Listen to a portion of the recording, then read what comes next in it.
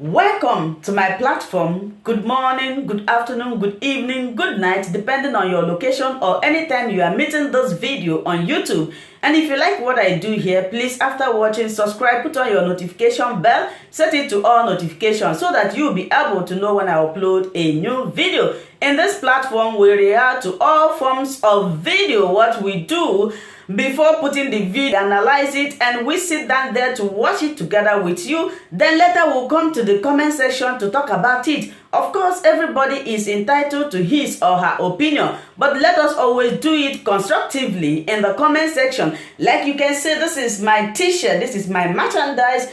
If you like this 2016, when there was a so-called sting operation against judges of the Supreme Court and Federal High Court judges and other superior courts, I was in this studio calling strenuously for the arrest of the EFCC and DSS officials that carried out that so-called sting operation, because it was totally illegal and uncalled for. And eventually all the 8 judges were discharged and acquitted, showing that there was no merit ab initio in that so-called operation.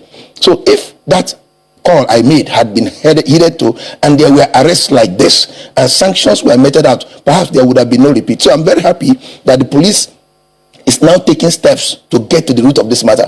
But while we commend the steps so far, that is not enough. In fact, what happened yesterday and the exposition by the police yesterday and the statements made by some suspects has even opened up the more reason why a more meticulous investigation should be done, because it then suggests that there is a big masquerade behind all this charade. If the spokesperson of the police, CP Frank Mba, said that these guys attempted to bring the EFCC into it, if he is telling us that there are some military personnel already at large, we do not know whether they have the Nigerian Army, Navy, Air Force, whether they have the DMI, the DIA, or whatever, DSS. So it tells you the extent to which the cartel went to execute this. No wonder someone like Governor Wike is suspecting that this was an assassination attempt. It could have been put under any guise. Therefore, it's beyond these 14 people now arrested. And by the way, the names given to us yesterday, that of Lawrence Ajodo, had already been in the public domain. I've already got that name since last 1 week or more. The name of Aliyu Umar Ibrahim, the Islamic preacher who made himself a whistleblower and brought the initial affidavit that led to all this, has been in the public domain. The name of the magistrate, Emmanuel Iyana, has been in the public domain. We want to get to the root. The hidden masquerades, the people behind all this, they must be fished out, no matter how highly placed and drastically punished. You suspect that there are hidden masquerades behind this? Oh yes, certainly, because for them to be intent on bringing in military personnel to give an official cover, for them to be intent on bringing in the EFCC to give an official cover, suggests that they were highly determined. And then it means that we are yet to know the real motive. That is why the investigation needs to be more scrupulous than what we are seeing now. I'm happy that they've started. It's better to be late than never. And it's a good thing, because if the police had been going along this line before, things like this would have been nipped in the bud and we won't be where we are now. But he says they're loose cannons. That's the statement. It looks like they're just a ring operating on their own, very much like any other criminal cartel that you'll have. That's not what it tells me, because the house they went to is the house of the next most senior justice of the Supreme Court. The house they went to is not the house of a judge we don't know. This woman has been in the judiciary for years. There has been no anything scandalous, anything messy connected to her name. Her reputation she had managed to keep intact up to now. Even all the previous incidences when allegations were made, arrests were made, whether true or false, her name had never been mentioned. So there was no reasonable justification for anybody to want to do that. And if you remember, they had affidavits. What I'm saying is, if they are a criminal cartel, what other justifications do they need than, say, maybe monetary inducements, perhaps the promise that there will be money to be made at the end of this? Criminal cartels do not care who you are. They would aim for whoever it is they can get. That's exactly why it's important to find out who hired this criminal cartel and for what, considering the caliber of the person involved, considering the territory. This is Minister's Hill, my timer. By just the location alone, there's a presumption of responsibility and high profile of the persons that live there. If you remember, there was also a deliberate attempt to mask the identity of the house. The house was supposed to be number 7 Imo River Street. Number 9. Number 9 Imo River Street. The search warrant was for number 9 Imo Street. So there was a deliberate decoy.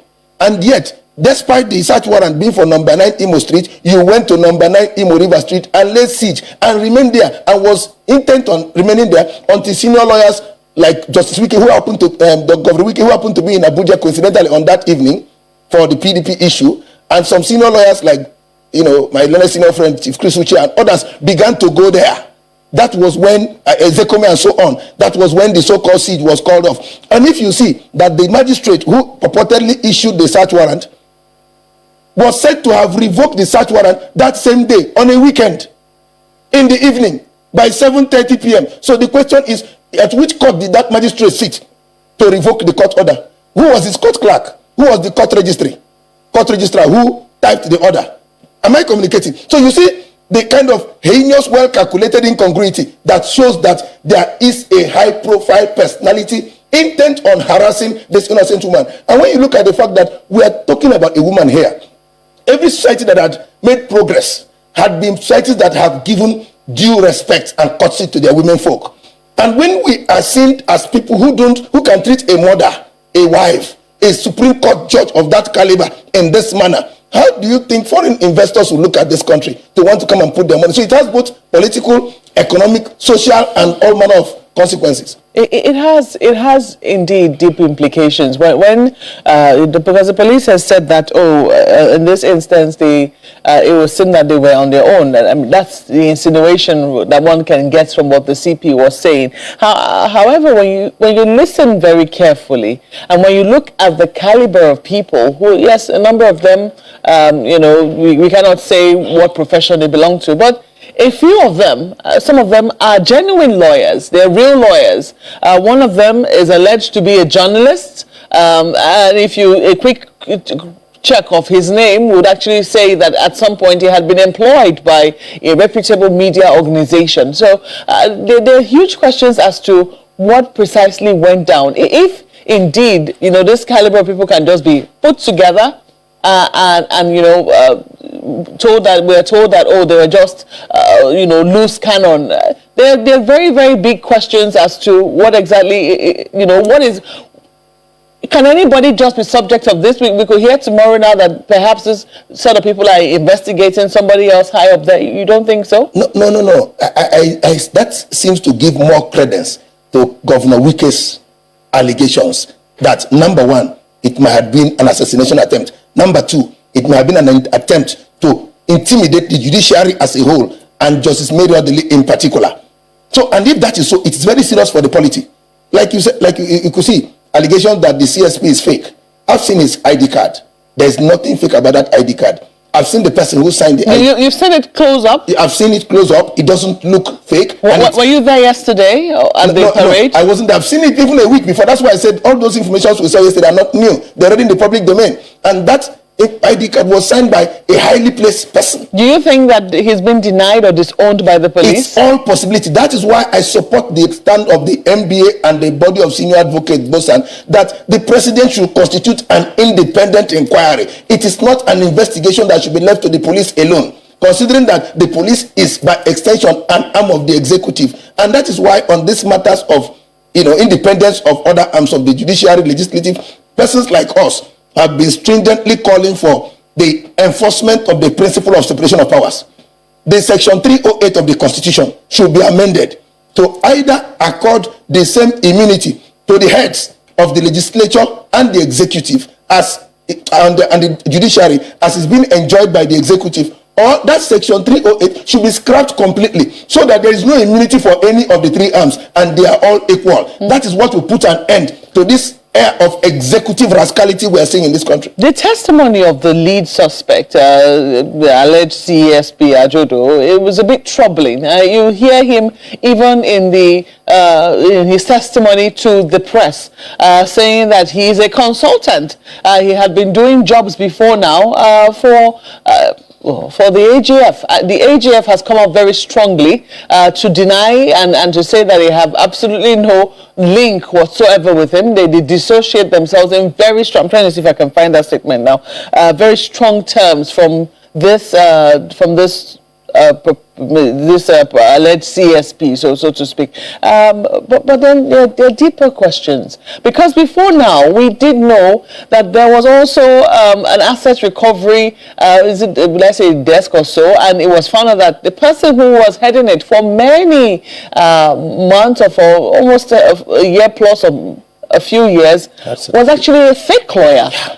We're parading a fake certificate, and he was right in the heart of the people, or right at the heart of a program that was supposed to be an asset recovery program.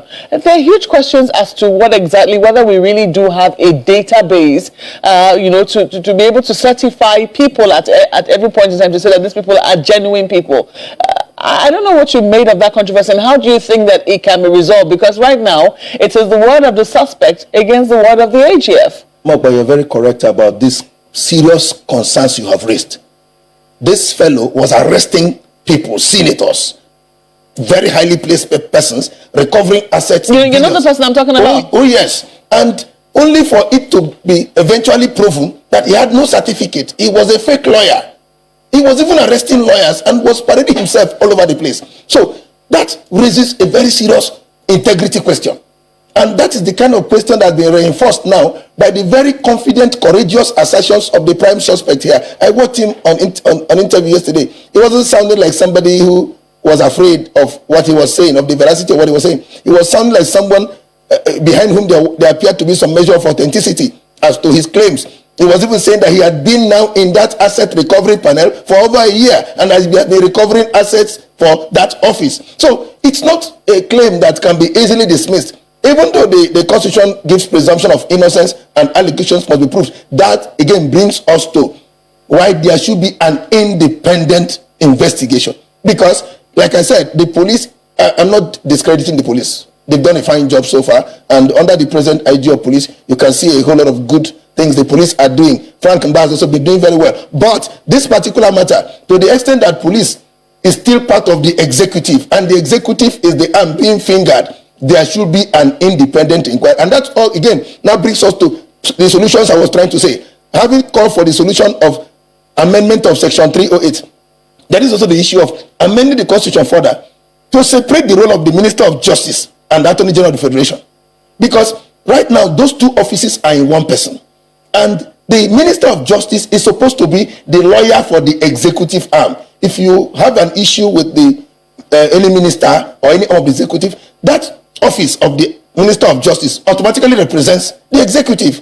And the Section 36 of the Constitution contemplates situations where there will be legal controversies between institutions or individuals and the government. In all fairness to the minister, though, that's the Attorney General of the Federation, the suspect did say that he was not asked to undertake this particular job. He was not given this particular job. He seemed to be acting alone. If we take his words that indeed he had been consulting before now, why shouldn't we take his words that he was on his own on this particular assignment? Even if he was on his own, don't forget, we're not saying that he was or must have been working for the Attorney General at this particular instance. The only thing that we are insisting is that whoever he was working for must be unmasked. Otherwise, there will be a possible repeat scenario. Considering that we're in 2021, getting to 2022, preparatory to 2023 election. If you recall, immediately after the 2015 election, there was this sting operation targeting at some judges, even some of whom we knew, like Justice Dean, like nobody denied that particular. Yes. The DSS owned that particular operation, and there were questions and there were criticism. Yes. Yes. Now, after that, by 2018, yes, when SH0CKING was to become chief judge, yes, as the retirement of Mukhtar was approaching, there was an operation in Justice Onoge's home, and a raid, unauthorized. And by the time we screamed Blue Mother, the DSS of police came out to apologize. Oh, sorry, we are looking for something. We made a mistake. We got there just because they didn't find anything incriminating. But yet, soon after, Justice SH0CKING was made the chief judge, and some persons were not comfortable with his upright stand, an ex parte order appeared from nowhere. a place quasi-judicial, an inferior entity like the Code of Conduct Tribunal, and the man was yanked off. So that kind of scenario repeating again should get us worried. And if you recall that this is a democracy, this is not a military government. All the years of military government in this country, I've been 30-something years in this profession, there was no raid on judges during the military era. So if the military, as dictatorial and arbitrary as they could be, never raided judges, they had respect for the sanctity of the judiciary, how come we're experiencing that in a so-called democracy? So if judges are being raided by pattern, whatever is the motive, whoever is behind this must be clearly unmasked and clear sanctions imposed to serve as deterrent. Otherwise, I promise you, Makwe, this will repeat again, but perhaps in a more deadly dimension. So, but the difference between the instances, and I'm not dismissing the instances, because the instances which you have, brought to the fore now is what has laid the foundation for this particular siege, whether, fake or genuine. It is what has given the impetus to this, sets of suspected criminals to be able to want to carry this out, because they've seen it happen in so-called genuine cases. At least that time, the authorities did not wash their hands of it. They owned it and they defended it. However, falsely the defense might seem. That said, this is what we are now currently saying. When this happened, the EFCC immediately washed their hands of it. They said, oh, somebody's trying to set us against the judiciary. The DSS said they have absolutely nothing about it, and the police said they were going to investigate. And this is what we are now getting. There are huge questions as to the impetus that any individual really get up and say, look, I want to set up a criminal cartel, and what we'll be doing is getting affidavits, genuine affidavits, getting a genuine magistrate to go to the homes of highly placed people to go and search their homes. There are really huge questions for the implications of what the police is saying, that this criminal cartel, if indeed they were a criminal cartel, does exist like this. Exactly. And that is why this investigation must get to the root. For instance, CP Frank Mba has told us that some of the 7 persons still being sought for are persons working with known security agencies. Indeed. Some are military personnel. Therefore, the different military entities should release them for proper investigation. And their identities should be unmasked. That is when we will be sure that this is even just a criminal entity at work. Should we be focusing on the individuals that are being hired? Because some people will say that, do you just go and ask a policeman or a security or a military man to, oh, come and join me on this? Isn't it their bosses? Yeah, exactly. That they speak to? Yes. To be able to release these people? That is why you see me calling for an independent investigation. It is not something that should be left for the police alone. What if some of these persons are genuine police officers? The police will have a duty to protect its reputation. What if those persons are highly placed persons and others were given by highly placed persons in sister security agencies? The spirit of the issue of esprit de corps will arise at some point.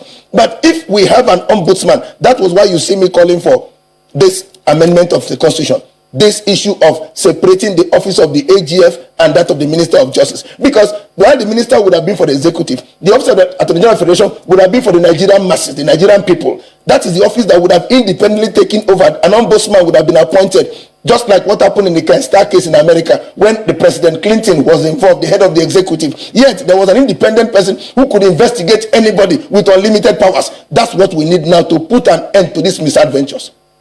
It's really very troubling indeed. We'll see how matters eventually proceed, because the police has done the initial parade. I don't know what you expect. Yes, you've made the call right now that there should be an independent investigation. However, while we wait for that to happen, these people are currently in the custody of the Nigerian police force. They have released a comprehensive statement to that effect, telling the story of how come these people are in their custody.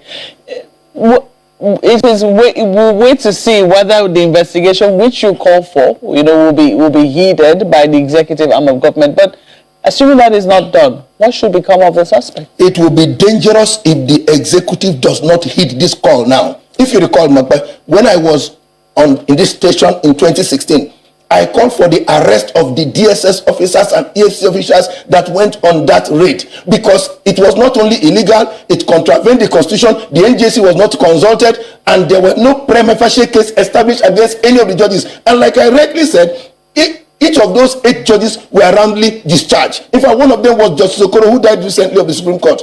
And it took 8 months for the Ebonyi State government to build a house for him before he could be buried. That means that man was totally incorruptible. He had no home. He had no enough money to even build a house of his own, a Supreme Court judge. Yet, that was the one that was being arrested on charges of so-called corruption. So we knew that all that whole thing was a charade. And we called for the arrest and thorough investigation as to the mastermind. If that was done in 2016, this wouldn't have happened now.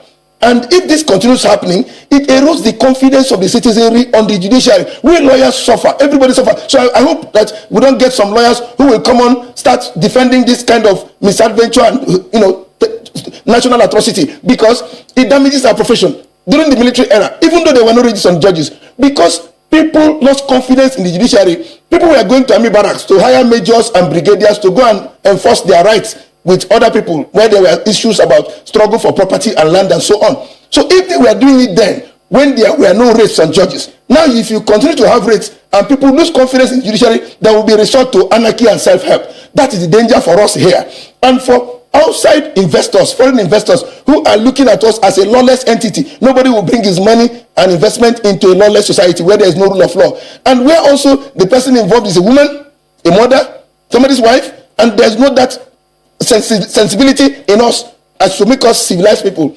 Others would back off. So we're going to lose a whole lot. That is why this call for independent investment must be heeded by the executive. Otherwise, it will be seen that there's a cover-up. It will be seen that someone in the executive high up is behind this whole operation, and that will affect the issue of separation of powers, the harmony that should exist between all the arms of government, and the confidence the citizens will have on the judiciary. While we wait for that, excuse me, while we wait for that to happen, what should happen to the suspect? I mean, today, for instance, what should be happening to them? Yeah, what should be happening is that the police should be quick because of the constitutional requirement for trial period. They should be quick in getting at these persons. We've seen examples that when our security agencies are ready to work, they can work.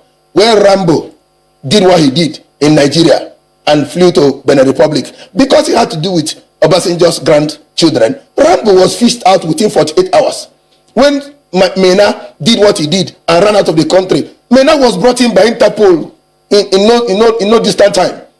We have seen, persons of high profile arrested. If someone like Nnamdi Kanu can be, tracked by this government, what is the difficulty in getting criminals that are within? So they should be gotten within 24 hours. There must be some kind of drastic expedition. There must be some kind of speed that shows that the government is serious. I saw CP Frank Mba rightly calling this a very serious offense. And I saw him use that word. And he's a lawyer, he knows the implication. So I expect that to be the mood of the police, that mood of radicality that gives Nigerians quick answer. In developed countries, when you commit a crime, within 24 hours, the police are able to give you the name, the address, even the picture of everybody and the role they played. Our police has that capacity. If you see it and they've gone for foreign missions, our police have always come out the best. They have the capacity if they're willing to do the job, and that's what we want them to do right now. Well, we'll wait for them, to see how this investigation proceeds and whether or not there will be the establishment of an independent investigation. But we have to thank you so much for coming to share your thoughts this morning. Mr. Isaac Anumodu is a legal practitioner, and we've been speaking on the siege to the home of Supreme Court Justice Mary Odili. For watching this video together with me. Like I said before, if it is your first time of coming across my YouTube channel and you like what I do, please subscribe, put on your notification bell, share this video, leave your comment in the comment section. You are free to criticize, but let us do it always constructively. Remain blessed. I appreciate your massive support and I love and cherish each and every one of you. Until I meet you again in my next video, for now we say bye bye.